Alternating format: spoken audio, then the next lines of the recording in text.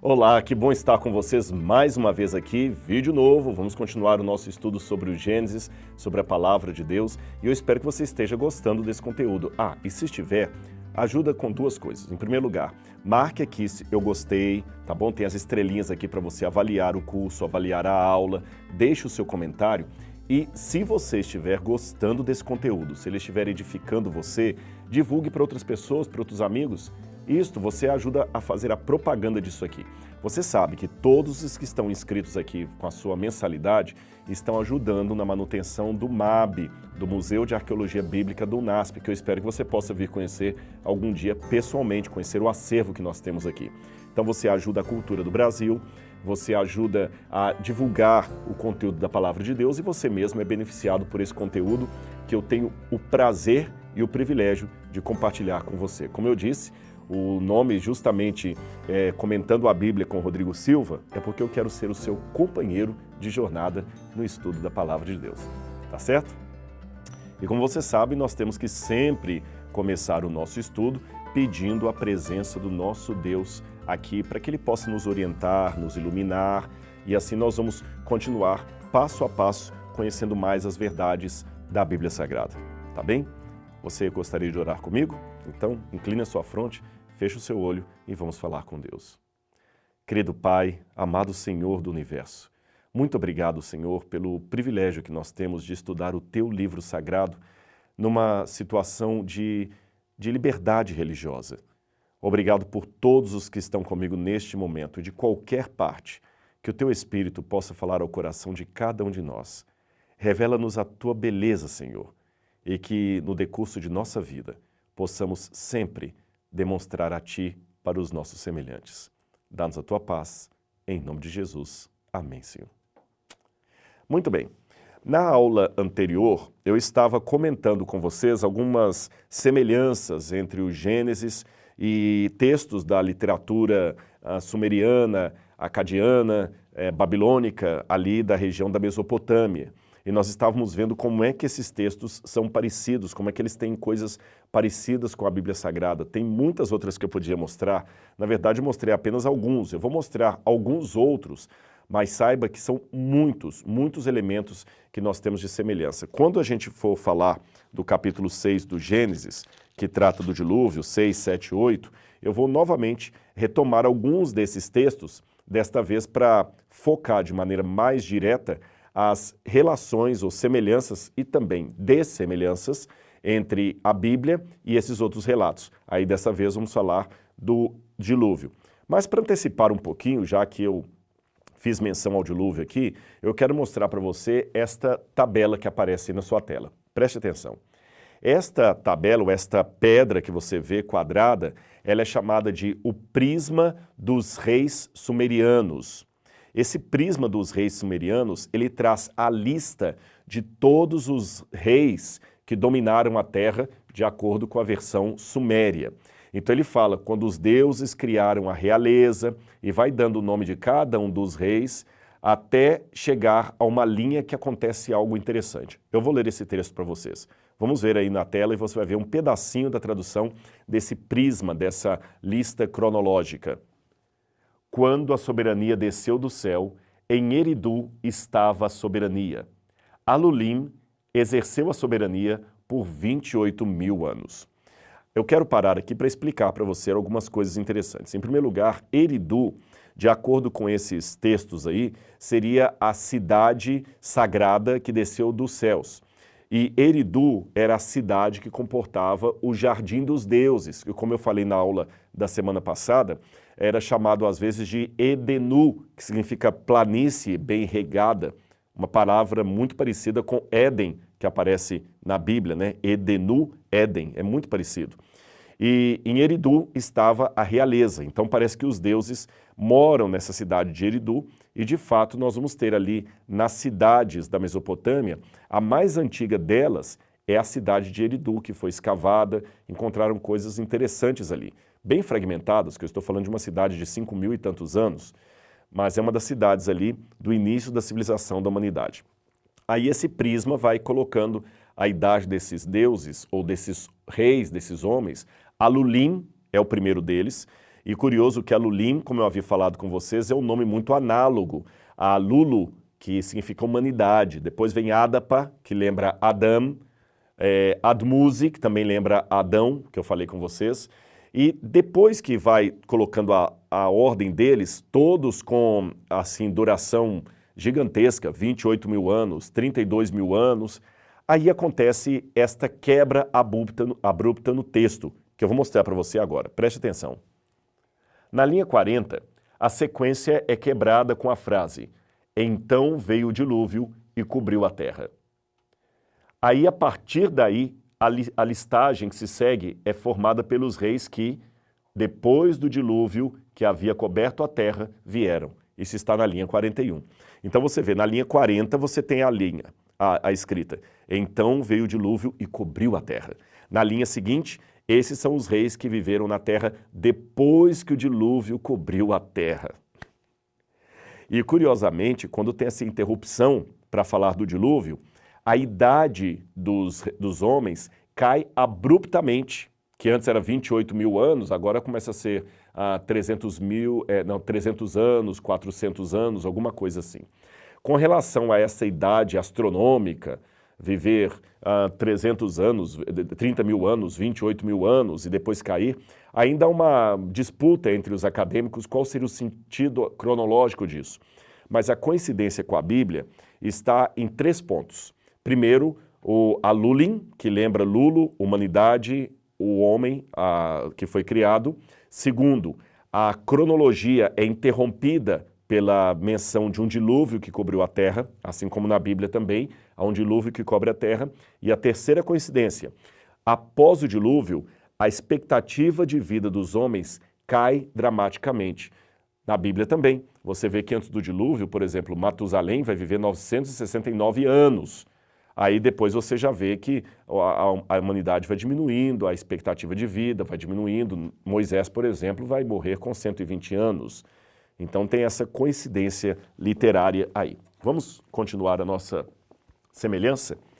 Para falar também do Egito, nós também encontramos algumas semelhanças. Olha aí na tela. Esse que você vê é o deus Hunum. O deus Hunum está criando o ser humano como se fosse um vaso nas mãos de um oleiro. Você sabe que o oleiro, quando ele vai fazer o vaso, ele coloca como se fosse um banquinho assim na frente dele, com uma roda. E ele vai movendo o pé, aqui como se fosse uma espécie de pedal, e esse pé vai fazendo com que aquela roda fique girando. E aquela roda girando, ele coloca aqui a argila e vai modelando o jarro. Foi assim que foram criados os primeiros vasos. Não tem até aquela música evangélica, né? Como um vaso nas mãos do oleiro. Se fosse afinada, era mais ou menos assim que eles cantariam, né? Esse oleiro faz o vaso a partir dessa roda. Olha de novo a tela aí. Você vê que Hunum está justamente ali com um banquetinho desse, criando o ser humano como se ele fosse realmente um vaso de barro. O ser humano é feito do barro, como na Bíblia também o ser humano é feito do barro. Outra coisa que chama atenção também é que nós temos um outro painel egípcio também de Luxor, onde novamente o ser humano é apresentado como se fosse um vaso sendo modelado pelos deuses. E não é somente isso. Na versão egípcia, eu fiz menção disso em aulas anteriores, nós temos ali vários relatos da criação, como eu falei com vocês, né? Tem o relato de Heliópolis, por exemplo, tem vários relatos da criação, e eles dividem a criação também em 2 relatos. Um genérico e outro mais específico para falar da criação da humanidade, com mais detalhes, assim como o Gênesis, que apresenta no primeiro capítulo uma versão mais geral e outra mais detalhista. Bom, continuando, fazendo apenas um panorama, olha aí esse resumo. Nós temos então os Anunnaki, que criam o primeiro ser humano do pó da terra, ou do barro. Você tem os egípcios do outro lado, que também tinha uma versão do ser humano criado do pó da terra. E até na mitologia grega, embora ela seja posterior, ela também mostra o épico de Prometeu e Atena, e o ser humano é feito do barro, como você pode ver nesse entalhe grego, datado de aproximadamente 700 anos antes de Cristo. Nessa história de Prometeu, a mitologia grega também conta que os seres humanos foram criados por Prometeu, e Prometeu, como ele criou a humanidade do barro, a deusa Atena trouxe vida e sabedoria aos bonecos de barro que Prometeu havia feito, e Prometeu acabou dando aos seres humanos o fogo. Mas Zeus, enciumado, retirou o fogo da humanidade e deixou os seres humanos morrendo de frio. Prometeu foi até o sol, o deus Hélios, pegou uma tocha, acendeu no sol e devolveu para a humanidade o fogo dos deuses. E como Prometeu deu à humanidade o fogo dos deuses, Zeus ficou irado, puniu Prometeu e puniu a humanidade de que maneira? Mandando aqui para a Terra a caixa de Pandora. Já ouviu falar da caixa de Pandora? E curiosamente, aliás, até curiosamente mesmo, a mulher que abre a caixa de Pandora abre por uma questão de curiosidade, pelos barulhos que havia ali. E ao abrir a caixa de Pandora, ela acaba soltando todo tipo de tragédia na humanidade, todo tipo de dor, sofrimento, aflição, inclusive a morte. As semelhanças também dessa mitologia grega com o texto bíblico são fascinantes. Você vê a humanidade também, Eva é tomada de curiosidade, desejo pelo fruto proibido. Quando Eva come o fruto proibido, a terra recebe todo tipo de maldição como consequência disso. O ser humano é feito também modelado do pó da terra, assim como no mito de Prometeu. Há muitas coisas interessantes. Nesse detalhe de comer do fruto, nós temos no épico do Gilgamesh, que é esse aqui. Daqui a pouco eu vou mostrá-lo, uma foto dele melhor para vocês. Nesse texto do Gilgamesh aqui, tem uma parte que fala que Gilgamesh e o seu amigo Enlil, eles vão até o templo dos deuses e uma cortesã do templo da deusa Ishtar oferece a ele o fruto, as ervas sagradas que só os deuses podem comer. Mas ele se recusa. E por ele ter recusado, ele é abençoado com a vida eterna. É muito interessante esse relato. É o sentido oposto de Adão. Adão comeu e por isso perdeu a vida eterna. Esse aqui se recusou a comer e por isso ganhou a imortalidade ou a vida eterna. Então esses textos aqui, eles contam narrativas muito parecidas com a Bíblia, mas eu já vou levantando a problemática que nós vamos tratar daqui a pouquinho. Será que a Bíblia plagiou esses mitos? E vou mais além, eu estou chamando todos esses relatos, essas versões de mitos, M-I-T-O-S, mitos. Será que a Bíblia também seria apenas mais um mito, dentre outros? Vamos devagar, daqui a pouquinho a gente chega nisso. Essa história do mito começa com esse sujeito que eu vou colocar aí para você na tela. Preste atenção. Quem é esse homem? Friedrich Delitzsch. No ano de 1902, Friedrich Delitzsch, esse cavaleiro aí, era um dos mais famosos assiriólogos do mundo. Ele apresentou então na Europa a sua versão que consistiu numa compilação de mitos ali da Mesopotâmia. Deixa eu explicar para você o que aconteceu. Um pouco antes disso, no final do século XVIII, começou a alta crítica. Na Alemanha, sobretudo, eu já mencionei para vocês Wellhausen. Se você quiser assistir de novo, aliás, até uma coisa que eu não mencionei no início da aula, mas vale a pena recordar agora. Quando eu convidei você a sugerir essa assinatura para outros colegas, para você espalhar esse conteúdo aí, você pode perguntar assim, Rodrigo, mas quem chegar agora vai perder as aulas anteriores? Não, não, não.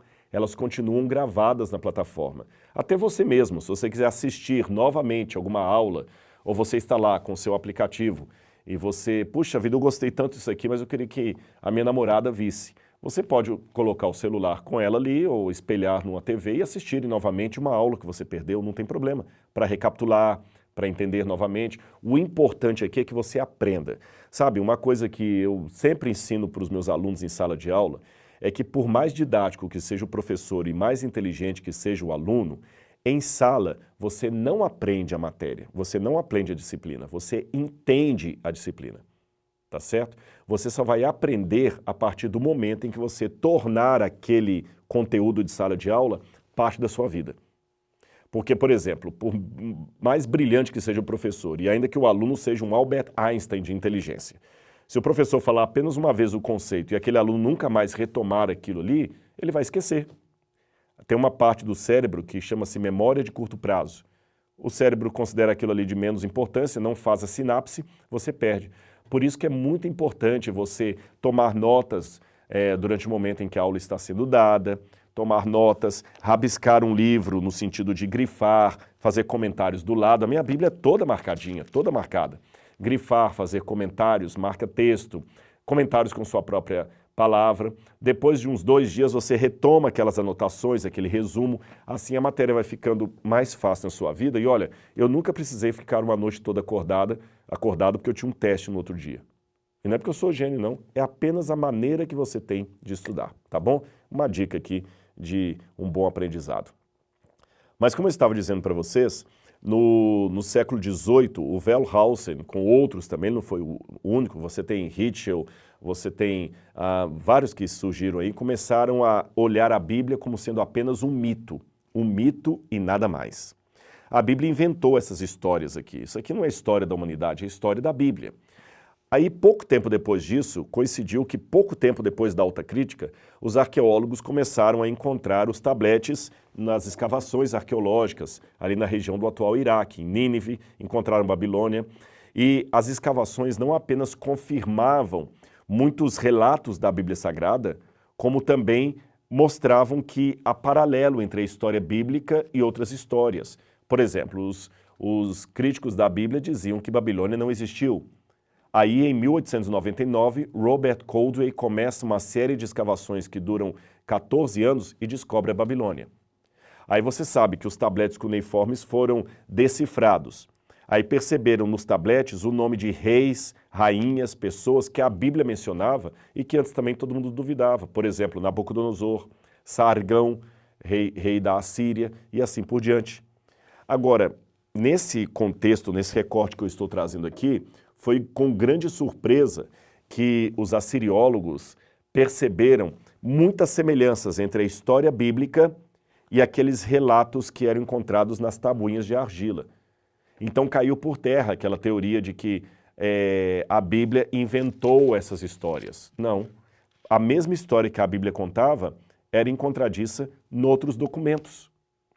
Mas aí, em 1902, Delitzsch, num congresso de assiriologia, declarou aquilo que ele chamava de pan-babilonianismo, ou seja, ele diz que a cultura babilônica influenciou povos em redor e povos menos cultos plagiaram aquelas histórias da Babilônia.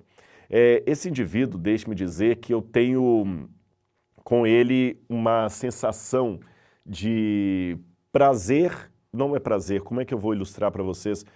De admiração e decepção, ao mesmo tempo. Porque Delitzsch foi um dos primeiros assiriólogos, ele não é o pai da assiriologia, mas é um dos primeiros assiriólogos. Ele escreveu gramática de escrita cuneiforme, sistematizou muitos símbolos, que até hoje nós usamos baseados nos escritos deles, na descoberta deles. E foi um trabalho sensacional, ele era um gênio, porque numa época em que não havia computador, imagine o trabalho desses sujeitos. Eles tinham que pegar um tablete como esse aqui, e com uma lupa, porque a letra é pequenininha, ele tinha que com a lupa ficar olhando todos os símbolos e passando a mão com nanquim para um papel. Depois você tem que olhar quantas vezes aquele símbolo se repete, contando manualmente. Por exemplo, a palavra sag, que significa montanha, em acadiano, sag.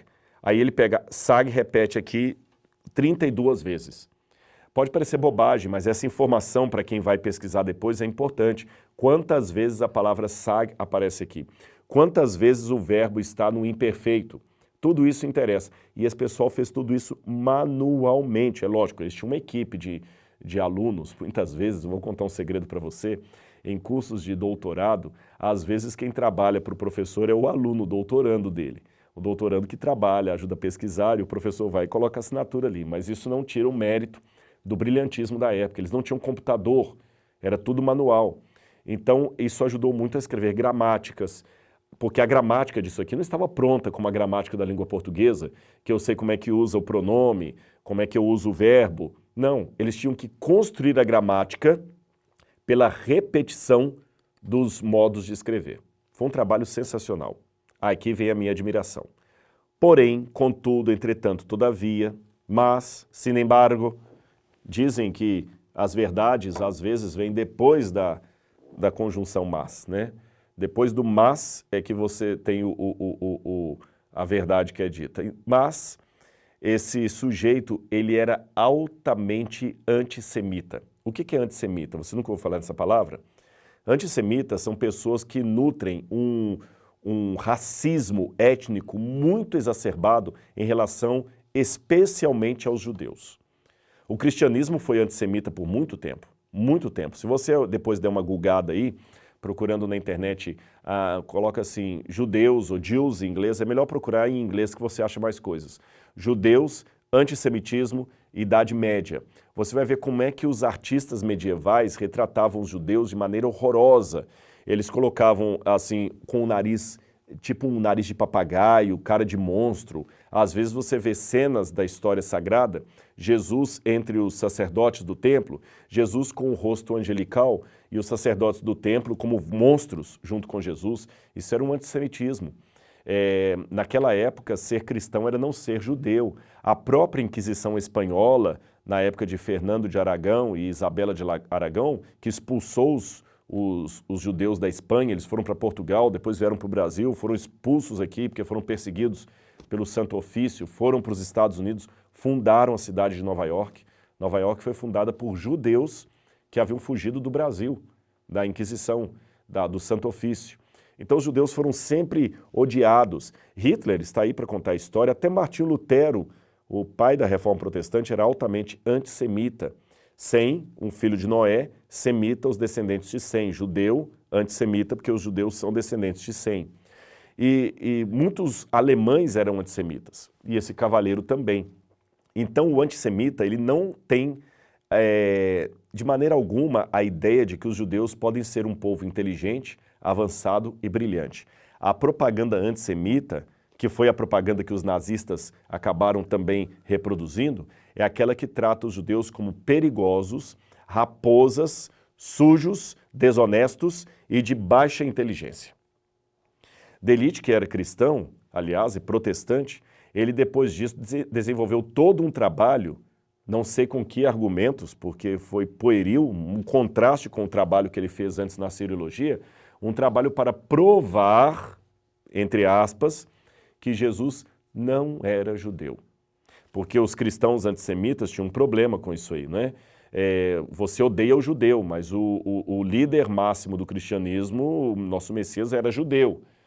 E por muito tempo queriam desconstruir o lado judaico de Jesus. Alguns diziam que Jesus foi um judeu que foi rejeitado pelos judeus, que Jesus era um judeu só na aparência e foi assim por diante.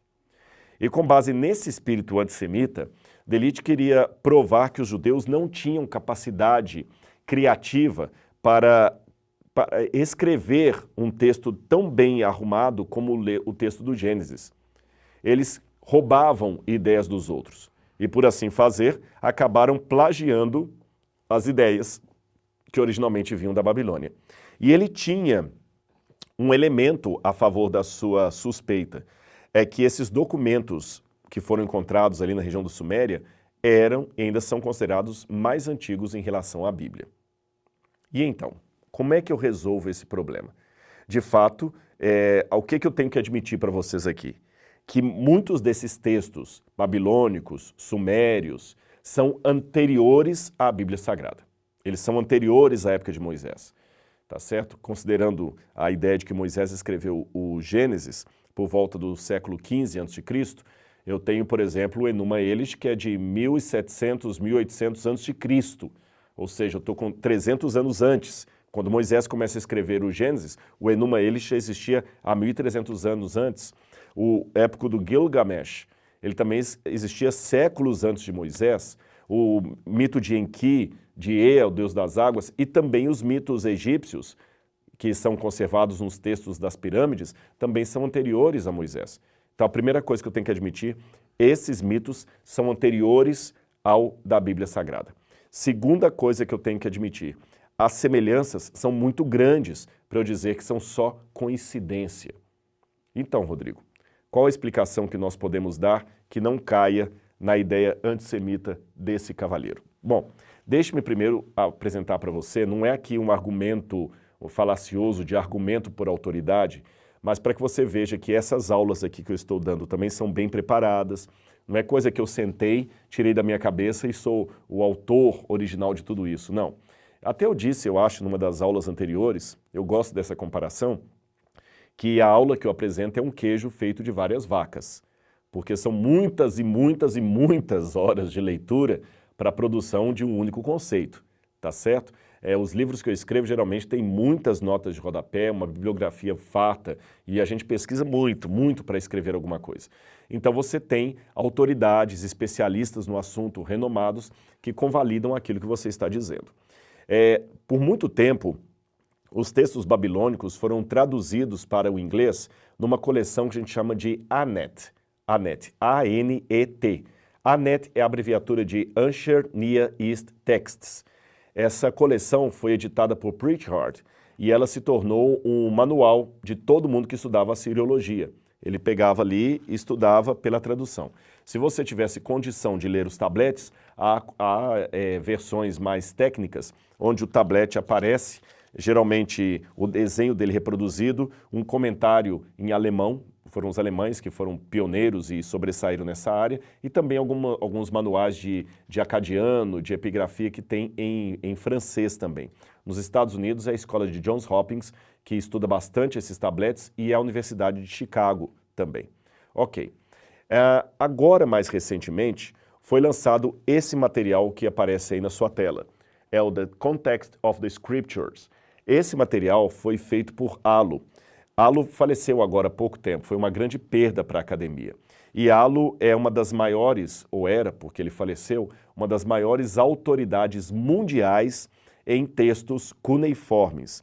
E ele fez uma versão atualizada do ANET.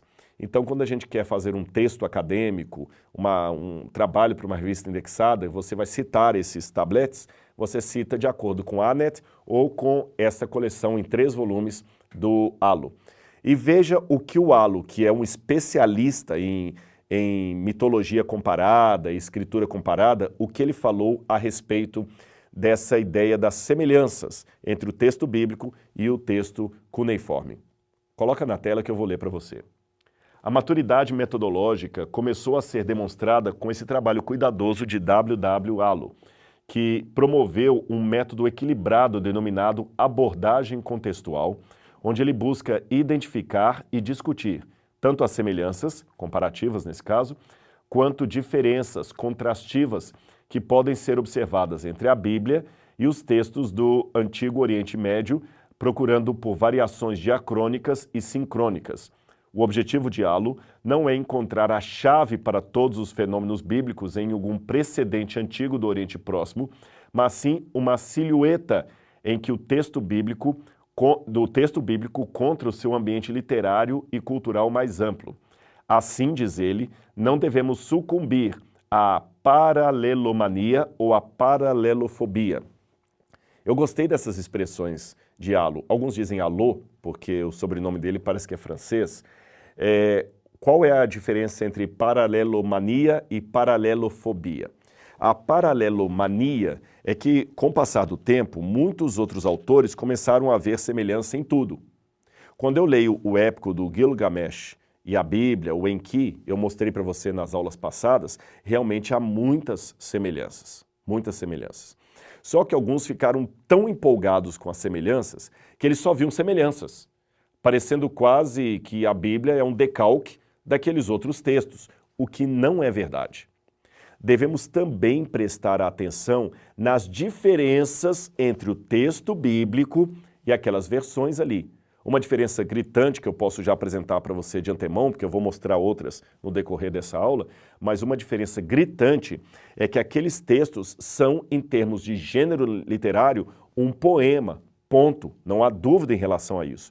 Mas o Gênesis, como eu já apresentei em aulas anteriores, com argumentos leigos e argumentos técnicos, o Gênesis não é um poema, é uma narrativa de prosa com elementos poéticos. Isso torna o Gênesis, em termos literários, único em toda a cultura literária que eu tenho ali da região do Antigo Oriente Médio, tá bom? Essa já é uma diferença gritante.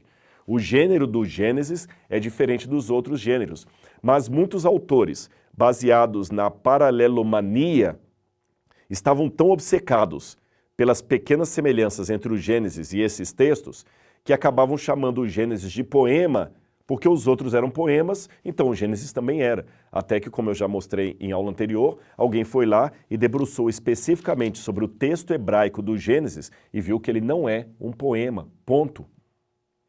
Além disso, é importante, e de suprema importância, eu diria, você não ficar preso apenas às coincidências, mas também às divergências entre o texto hebraico e esses outros textos.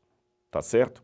Agora, no outro espectro do debate, existem aqueles mais conservadores que, no afã de proteger a singularidade bíblica como palavra de Deus inspirada, acreditando até que Deus ditou a palavra para o profeta, querem praticar uma espécie de paralelofobia. Eles estão na outra margem do espectro. Aqueles que adotam a paralelofobia querem negar que exista qualquer relação de semelhança entre o Gênesis e os outros livros. Não tem relação nenhuma, isso é coincidência, pura coincidência. Não, gente, eu vou até criar aqui uma frase irônica. É coincidência demais para ser mera coincidência. Então, Alo acabou produzindo uma metodologia textual de comparação de textos que coloca o Gênesis dentro do seu espectro, do seu pano de fundo da literatura, sem necessariamente cair de princípio para a tentação de dizer que o Gênesis é um plágio daqueles outros textos que antecedem a literatura bíblica. Vou citar de novo o World Biblical Commentary, esse maravilhoso trabalho de exegese bíblica que eu falei com vocês, onde Vanhan escreveu o tratado sobre o livro do Gênesis. E o The World Biblical Commentary diz o seguinte: o pano de fundo do Gênesis no Antigo Oriente está focado em questões diferentes daquelas que ocupam os leitores modernos. Ele afirma a unidade de Deus em face ao politeísmo, sua justiça em lugar de seus caprichos, seu poder como o oposto de sua impotência, sua preocupação pela humanidade ao invés de sua exploração dela. Ao passo que a Mesopotâmia prende-se à sabedoria do homem primevo, o relato do Gênesis apresenta o seu pecado e desobediência. Em todos estes casos, não há nenhuma evidência do mais simples empréstimo literário feito pelo escritor hebreu. O que Vanhan quer dizer aqui é o seguinte: o livro do Gênesis, ele tem uma maneira de tratar a história que é sui generis em toda a coleção que eu posso usar de textos do Antigo Oriente Médio. Por exemplo, ali fala que ele enaltece não o capricho de Deus, mas a bondade, a benevolência de Deus. Porque se você lembrar, eu fiz uma menção na aula passada que o dilúvio, na versão de Enki, ele veio por quê? Porque os seres humanos começaram a fazer barulho e incomodar o sono dos deuses. Olha que absurdo. Os deuses se irritaram por causa do barulho que os seres humanos faziam, trabalhando para os próprios deuses. E por isso, destruíram a humanidade, descartando-a como se fosse um objeto que não lhe interessa mais. Na Bíblia não é assim que o dilúvio vem. O dilúvio vem porque o homem se tornou corrompido em seus caminhos. Não foi porque Deus se irritou com o barulho que a humanidade fazia. Na versão dos textos do Oriente Médio Próximo, o jardim das delícias era algo dos deuses. E os seres humanos foram criados para serem empregados domésticos nesse jardim. Na versão do Gênesis, não.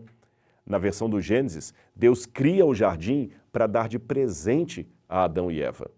Nas versões sumerianas, o que é enaltecido é a inteligência e a esperteza do primeiro homem. Por exemplo, Adapa. Adapa, ele acaba quebrando o vento do vento sul com a vela do seu barco.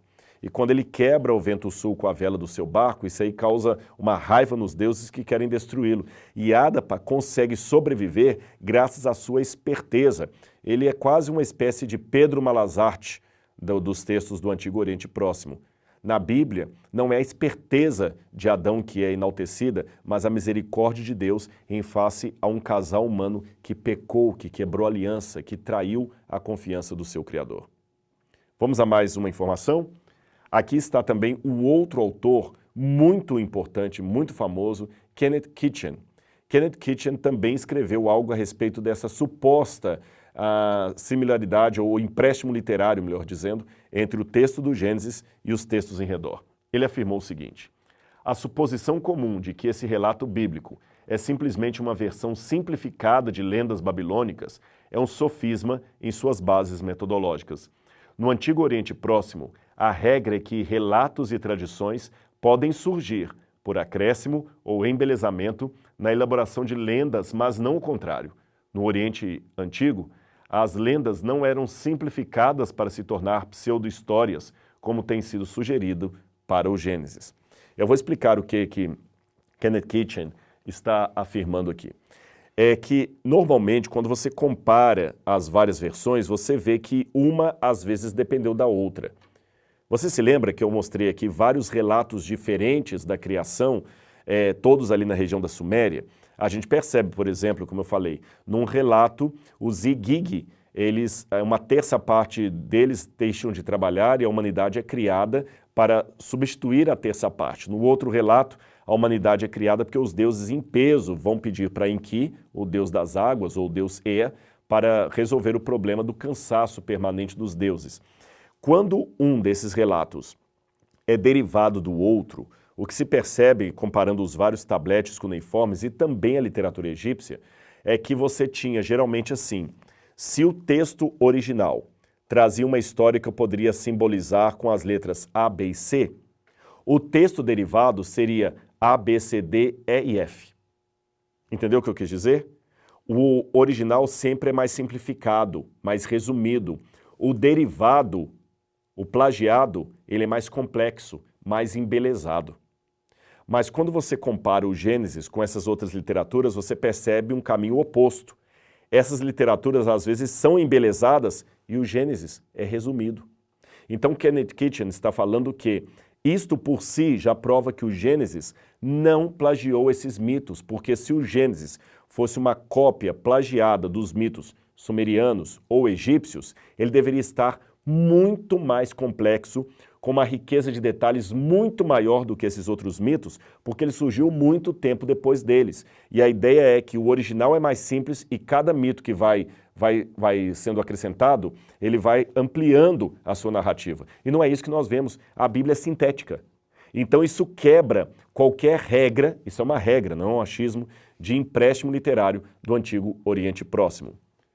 Agora eu vou colocar algumas distinções mais simples para que você possa conversar com alguns amigos, mostrando que o Gênesis não é um plágio dessa literatura que surgiu antes do Gênesis. Vamos lá. Em primeiro lugar, diferença clara: monoteísmo versus politeísmo. Ora, todos esses textos, essas versões babilônicas, sumérias, da criação do mundo, eles apresentam deuses no plural. Não existe nenhuma que seja monoteísta. O único caso de um texto monoteísta é do Gênesis. Bom, a bem da verdade, a única coisa que eu encontro que eu poderia chamar de monoteísmo é que muitos desses textos apresentam originalmente como se houvesse um primeiro Deus, que deu origem a um casal de deuses, que deu origem depois a uma tríade de deuses, que deu origem a todos, ou seja, os deuses são filhos de um primeiro Deus que, por sua vez, é filho do universo. Então, se eu tivesse uma lousa, eu poderia desenhar para você, mas você pode fazer a imagem mental do que eu estou desenhando. Você tem o universo, que é eterno ou se autocria.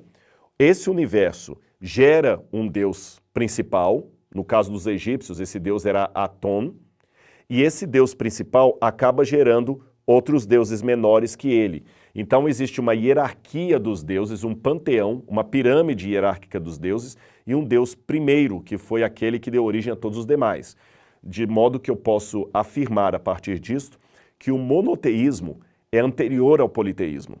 Mas a semelhança só vai até aqui. Todos os outros documentos falam de deuses que criam todas as coisas. O Gênesis fala de um único Deus. Mesmo quando fala a palavra Elohim, que é plural em hebraico, é interessante que a palavra Elohim, ela traz no plural, mas o verbo está no singular. Bereshit bara Elohim. No princípio criou deuses. Olha que interessante, o nome Deus está no plural, mas o verbo está no singular. O conceito plural de Deus na Bíblia, ele não é um conceito politeísta, e nem os críticos mais acirrados da Bíblia lançam mão desse argumento contra a Bíblia, viu? Pode ficar tranquilo que até quem não acredita na inspiração bíblica repete o que eu estou falando aqui. O monoteísmo bíblico, ele é sui generis, porque ele mostra um Deus único que é, em termos pessoais, plural. O que dá margem até para a ideia da Santíssima Trindade, que é uma doutrina cristã que vai ser sistematizada a posteriori, tá bem? Mas é um Deus único, é um monoteísmo. Então veja bem, se o Gênesis plagiasse esses outros mitos, esse é o resumo da ópera, se o Gênesis plagiasse esses outros mitos, o Gênesis deveria ser um documento igualmente politeísta, porque o cerne da argumentação dos outros documentos é a existência de deuses e deusas no plural. Tá bem? Segunda diferença. A criação dos deuses versus o Deus que antecede a matéria. É interessante que, na Bíblia, tudo o que existe, existe por obra de Deus. No princípio, Deus. E, de novo, eu quero lançar mão aqui para a discussão cosmológica a respeito do universo, que eu fiz uma breve menção na aula anterior. É que até a época de Albert Einstein, até a época de Hubble e de Lemaitre, esses três aí, Lemaitre era um padre, inclusive, que era astrônomo, então você tem Lemaitre, você tem Hubble e você tem Einstein. Até que esses três viessem, os físicos geralmente trabalhavam com o universo newtoniano de Isaac Newton. E o que Isaac Newton demonstrou? Que o universo tem leis. Só que com esses estudos mais avançados, percebeu-se que esse universo teve um começo. Até então, qualquer ateu convivia bem com a realidade do universo, porque se você perguntasse a um ateu antes de Einstein, antes de Lemaitre, antes de Hubble, como é que o universo surgiu? Ele falou, não surgiu, o universo sempre esteve aí. Só que todos os estudos que fizeram demonstraram que o universo começou, e mais, ele começou e está em expansão. Ele está em expansão. Então, se você disser que o universo é eterno, você tem um monte de problemas filosóficos e físicos aqui. Em primeiro lugar, se o tempo e o universo são eternos para trás, ou seja, se o universo nunca teve começo, esse momento nunca chegaria. Eu sei que parece confuso o que eu estou falando, mas é isso mesmo. Esse momento que eu estou com você tendo a aula, se o tempo fosse eterno para trás, ele nunca chegaria. Se o universo está em expansão e o universo é eterno, ele não poderia estar em expansão, porque se ele é eterno, ele ia expandir para onde, se ele está em toda parte? Então o universo teve um começo. E o grande nó da questão é quem iniciou tudo o que existe.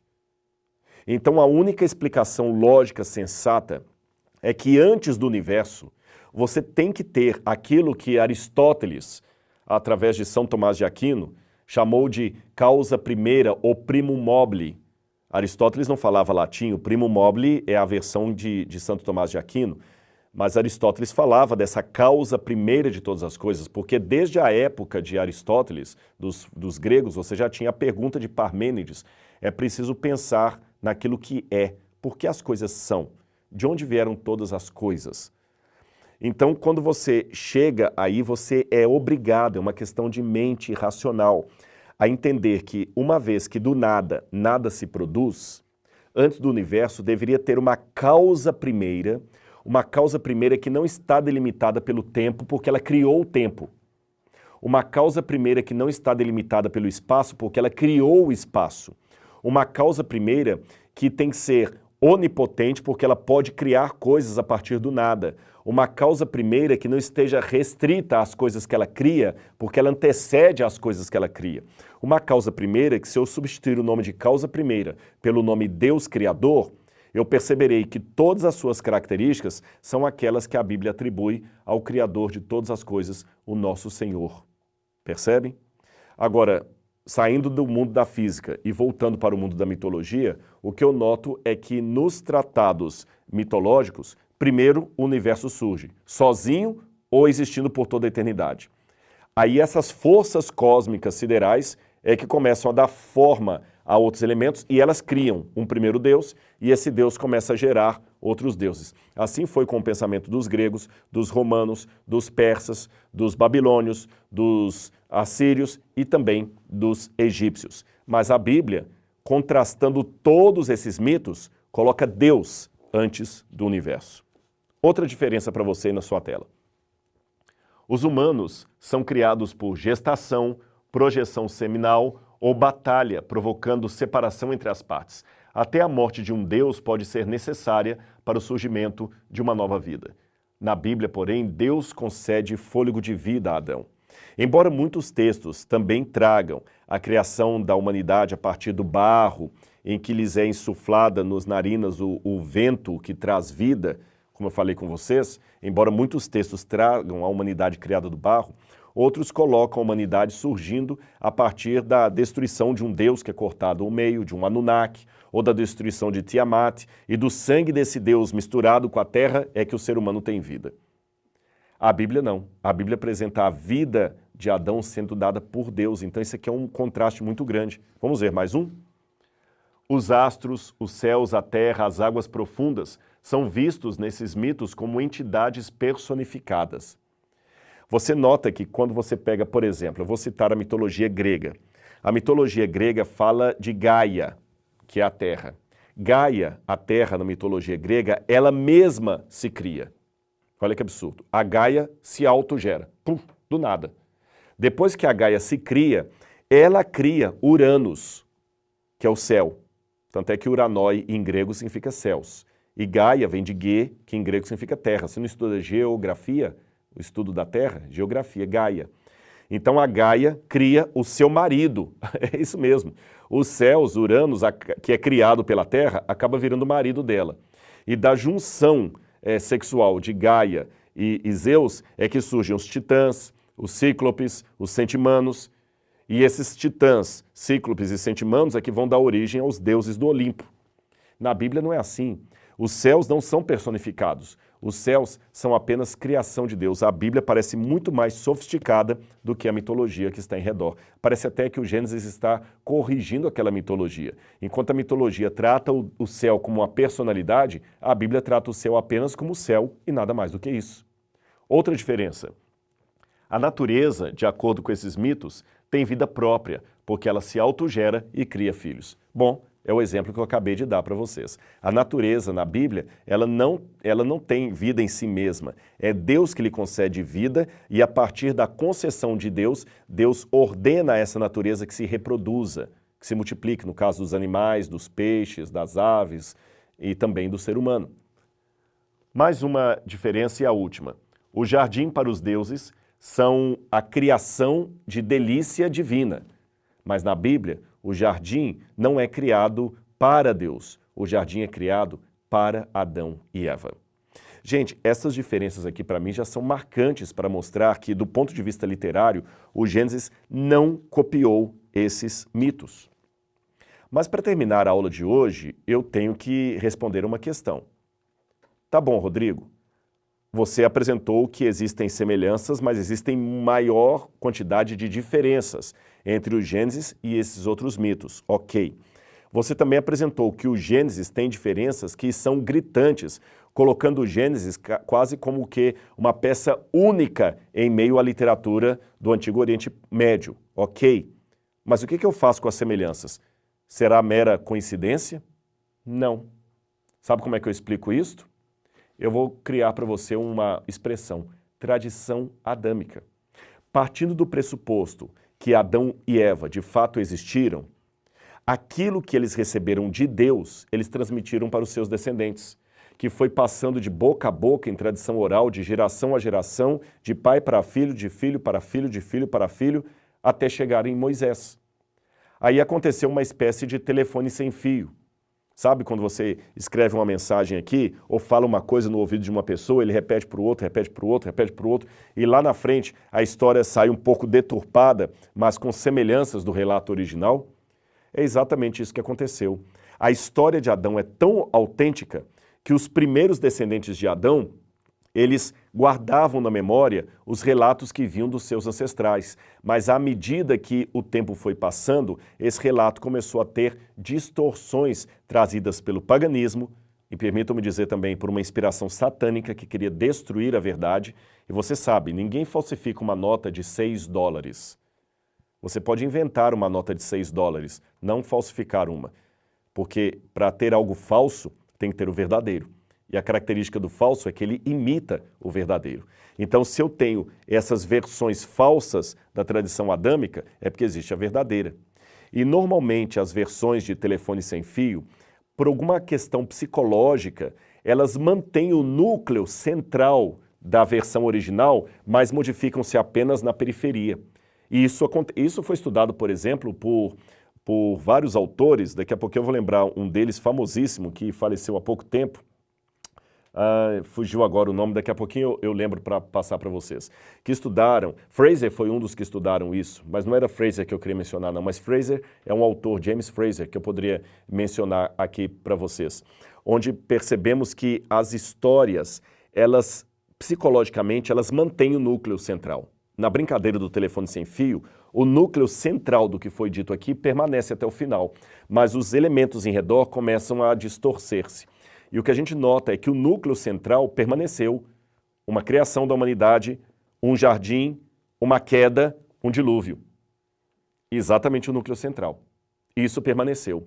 Por isso que Deus, a posteriori, percebendo que a história podia se perder, o Espírito Santo convoca Moisés e fala: Moisés, coloca por escrito aí a versão verdadeira de tudo isso. Corrija essas versões falsas da tradição adâmica. E você pode perceber que a correção é tão forte que eu faço uma comparação aqui para terminar essa aula. Eu tenho um relato da criação aqui do Gilgamesh e eu tenho um relato da criação da Bíblia Sagrada. Se eu chegar a uma penitenciária de alta periculosidade e der para os presos lerem traduções do épico do Gilgamesh, e noutra penitenciária de alta periculosidade, eu der para os presos lerem a versão do Gênesis. Daqui a um ano, eu volto em cada uma das penitenciárias. Sabe o que vai acontecer? Nessa que leram o épico do Gilgamesh, provavelmente 100% dos presos continuarão bandidos, assassinos, estupradores, assaltantes, estelionatários, como eram antes da leitura do Gilgamesh. Mas na outra penitenciária, pode ter certeza, eu terei um corredor dos crentes com uma capela funcionando, com muitos ex-bandidos, ex-assassinos, ex-delinquentes, que agora têm uma vida transformada pela leitura desse livro. Ou seja, ainda que os dois possam ser, de certa forma, versões da origem do mundo, esse aqui tem um poder de transformação espiritual que o outro não possui. Sabe por quê? Esse aqui é palavra de Deus. Este aqui, meramente, palavra dos homens. O nosso tempo está acabando e a nossa aula vai ficando por aqui. Mas lembre-se, quarta-feira, às 20 horas, nós vamos nos encontrar novamente para continuar falando de outras evidências e de outros comentários e detalhes a respeito do texto sagrado do Gênesis. Muito obrigado por sua participação, divulgue esse curso, dê também a sua nota aí para a aula de hoje e deixe o seu comentário também. Muito obrigado pelo carinho, um grande abraço e até semana que vem. Tchau, tchau!